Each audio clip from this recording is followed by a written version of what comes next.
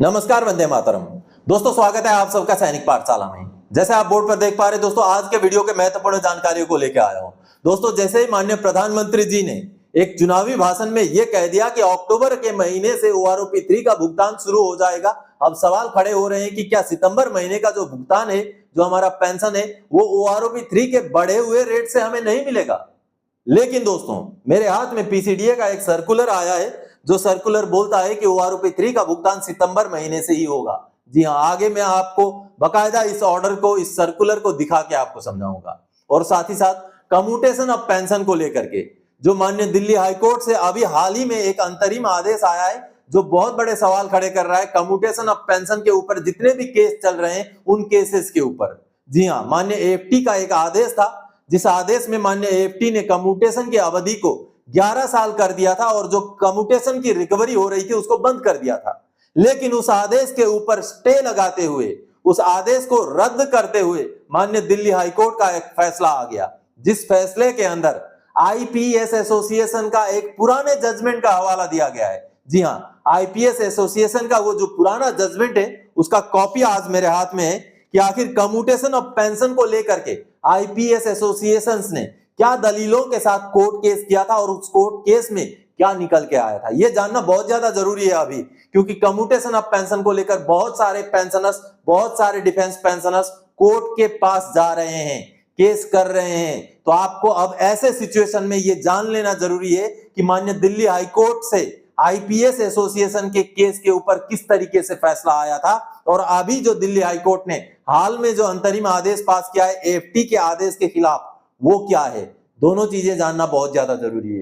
तो इन्हीं विषयों को लेकर आज का ये वीडियो है दोस्तों। तो वीडियो में आगे बढ़ने से पहले मेरा हमेशा की तरह आप सबसे आग्रह है, अगर सैनिक पाठशाला चैनल का वीडियो आप पहली बार देख रहे हैं या अभी तक चैनल को सब्सक्राइब नहीं किया है, तो चैनल के साथ जुड़े रहने के लिए, इसका हिस्सा बने रहने के लिए और आपसे जुड़ी हुई भरोसेमंद जानकारियों को पाते रहने के लिए चैनल को सब्सक्राइब जरूर करें। चलिए दोस्तों, आगे बढ़ते हैं। जैसे आप बोर्ड पर देख पा रहे हैं, सबसे पहला जो पॉइंट है, क्या कम्यूटेशन का पीरियड 15 साल से 11 या 12 साल हो सकता है?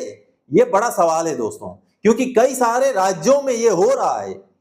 कई सारे राज्यों में, पंजाब में है, इवन गुजरात में है, मध्य प्रदेश में है, यह हो रहा है। कम्यूटेशन का अवधि कम है, जो रिकवरी का अवधि, लेकिन केंद्र सरकार के जो पेंशनर्स हैं उनके लिए 15 साल ही है। तो इसके ऊपर कोर्ट केस चल रहे हैं। माननीय चंडीगढ़ हाईकोर्ट में कोर्ट केस चल रहा है, माननीय एएफटीज में कोर्ट केस चल रहे हैं, और माननीय एएफटी जो प्रिंसिपल बेंच न्यू दिल्ली ने एक आदेश दिया था, उस आदेश के खिलाफ भारत सरकार जब दिल्ली हाईकोर्ट गई, तो दिल्ली हाईकोर्ट से भारत सरकार ने स्टे ऑर्डर ले लिया है। जी हां, अब उस स्टे ऑर्डर को मैंने आपको दिखाया था कुछ दिन पहले, लेकिन उस स्टे ऑर्डर के अंदर आईपीएस एसोसिएशन का एक केस का जजमेंट का हवाला दिया गया है। जी हां, उसके बारे में आज जानेंगे, बहुत महत्वपूर्ण है उसके बारे में जानना। अगला पॉइंट समझिए, दिल्ली हाईकोर्ट के एएफटी के आदेश पर रोक के बाद अब कम्यूटेशन पर केस करना उचित है? क्या है रिटायर्ड आईपीएस का केस? जी हां, अब माननीय दिल्ली हाईकोर्ट ने जब जो एएफटी के आदेश को रद्द कर दिया, टेम्पररी तौर पर रद्द किया, अभी परमानेंटली नहीं किया है, उस आदेश पर स्टे लगाया है, तो इसके बाद क्या अब भी पेंशनर्स को कोर्ट में केस करना चाहिए? ये एक सवाल है। और साथ ही साथ दोस्तों, रिटायर्ड आईपीएस का केस क्या था, उसको समझना पड़ेगा। तो चलिए सबसे पहले उसी चीज को हम समझते हैं। मैंने कुछ डॉक्यूमेंट्स इकट्ठा किए हैं, उनको देख करके समझते हैं। दोस्तों, माननीय दिल्ली हाईकोर्ट का ये वही आदेश है जो अभी बहुत चर्चा में है, क्योंकि माननीय दिल्ली हाईकोर्ट ने इस आदेश के द्वारा माननीय एएफटी के ऑर्डर को, माननीय एएफटी के उस आदेश को, जिस आदेश में माननीय एएफटी ने कहा था कि कम्यूटेशन की अवधि 10 साल से ऊपर हो गया तो कम्यूटेशन का जो रिकवरी है उसमें स्टे लगा दिया जाता है, उस आदेश को रद्द कर दिया इस आदेश के जरिए माननीय दिल्ली हाईकोर्ट ने। और इसका आखिर में मैं आपको लेके जाना चाहूंगा जहां पर माननीय कोर्ट ने यह कहा, दिल्ली हाईकोर्ट ने, यहां से वो चीज लिखा हुआ है, it is therefore directed that till the next date of hearing the operation of the impugned order will remain stayed। यानी कि जो ऑर्डर माननीय एएफटी ने दिया था कि रिकवरी जो है स्टे हो जाएगा, रिकवरी बंद हो जाएगा, अब उस ऑर्डर को ही स्टे लगा दिया गया, यानी कि रिकवरी कंटिन्यू रहेगा। इस आदेश में दिल्ली हाईकोर्ट ने यह कहा है। और कम से कम अगला सुनवाई, यानी कि 3 दिसंबर 2024 में अगला सुनवाई है, तो अगला सुनवाई तक इस आदेश को, माननीय एएफटी के आदेश को रद्द किया गया है, इस आदेश के जरिए, दिल्ली हाईकोर्ट के आदेश के जरिए। अब दिल्ली हाईकोर्ट के इस आदेश में एक महत्वपूर्ण और केस का रेफरेंस दिया गया है दोस्तों, जिसके बारे में हम सबको जानना जरूरी है। और वो केस जैसे आप देख पा रहे हैं, forum of the retired IPS officers FORIPSO versus union of India. क्या है ये केस? इस केस के बारे में हमें जानना बहुत ज्यादा जरूरी है, क्योंकि ये केस बेहद महत्वपूर्ण है और कम्यूटेशन ऑफ पेंशन से ही जुड़ा हुआ केस है, जिसमें forum of retired IPS officers ये केस हार गए थे माननीय दिल्ली हाई कोर्ट में ही। तो उस केस का ऑर्डर का कॉपी आपको दिखाकर समझाऊंगा कि कैसे महत्वपूर्ण केस है वो। चलिए उसको देखते हैं। दोस्तों, माननीय दिल्ली हाई कोर्ट में forum of the retired IPS officers द्वारा दायर किया गया यही वो केस है जो कि पिटिशनर है और रेस्पोंडेंट भारत सरकार है, जिस केस में फैसला आया था 17 जनवरी 2019 को। बहुत ही महत्वपूर्ण है, क्योंकि आज के डेट में जो कम्यूटेशन की सुनवाई चल रही है, कई सारे एफटीज में चल रही है, माननीय चंडीगढ़ हाई कोर्ट में भी चल रही है, जिस केस का लिंक इस आदेश के साथ हो जाता है।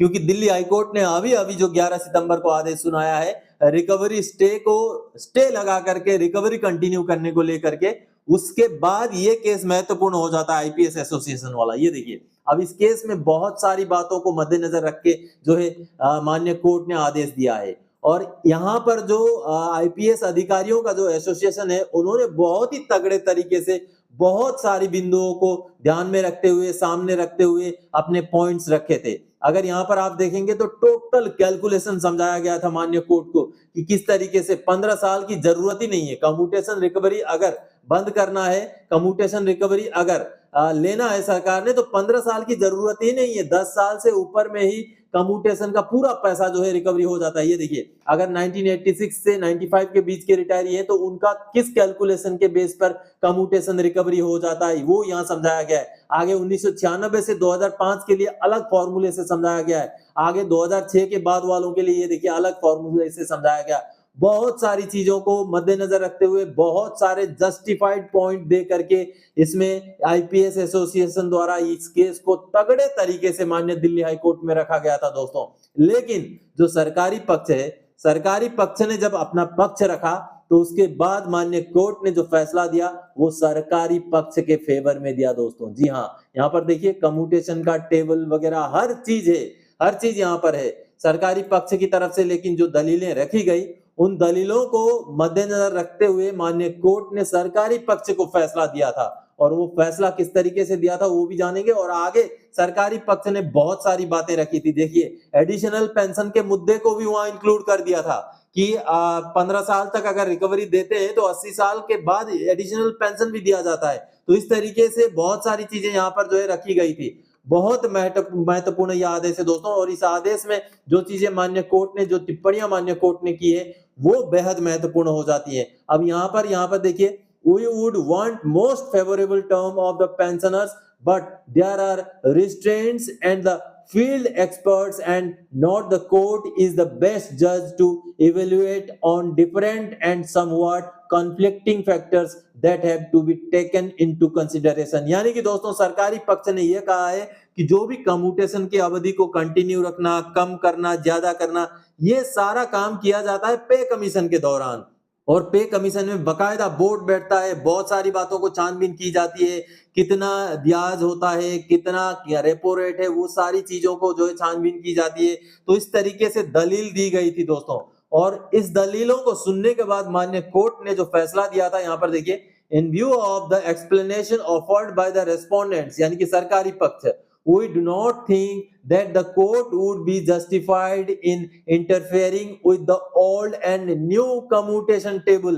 यानी कि टेबल को सामने रखा गया, जो पुराना टेबल, नया टेबल, उन टेबल्स को सामने रखा गया कोर्ट के सरकारी पक्ष द्वारा। और कहीं ना कहीं कोर्ट को इस बात के ऊपर कन्विंस किया गया कि कोर्ट इस पर इंटरफेयर ना करे। और माननीय कोर्ट ने इसलिए accordingly the writ petition has no merit and is dismissed without any order as to costs। यानी कि जो रिट पिटीशन लगाई गई थी जो आईपीएस एसोसिएशन द्वारा, उसको हम रद्द करते हैं। आप इस ऑर्डर को अगर ध्यान से पढ़ेंगे तो बहुत सारी महत्वपूर्ण बातें इस ऑर्डर में है दोस्तों, दोनों पक्ष से बहुत जबरदस्त पॉइंट्स रखे गए थे, लेकिन लास्ट में कहीं ना कहीं माननीय कोर्ट ने यह माना कि सरकार का ये जो कम्यूटेशन वाला फॉर्मूला है, कम्यूटेशन के ऊपर सरकार का जो अधिकार है, उसके ऊपर हम कमेंट नहीं करना चाहेंगे। इस वजह से हम इस मुद्दे को खारिज कर देते हैं, जो बहुत बड़ी बात है। और आज के संदर्भ में आप सभी को यह जान लेना जरूरी है, एक आईपीएस एसोसिएशन जो कि बहुत बड़ा एसोसिएशन है,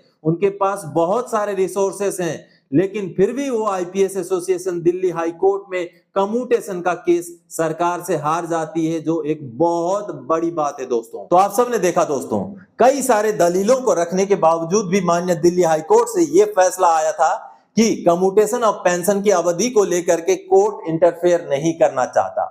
तो एक बहुत बड़ा जजमेंट था वो, लेकिन बावजूद इसके अभी माननीय चंडीगढ़ हाई कोर्ट में केस चल रही है, सच्चाई है।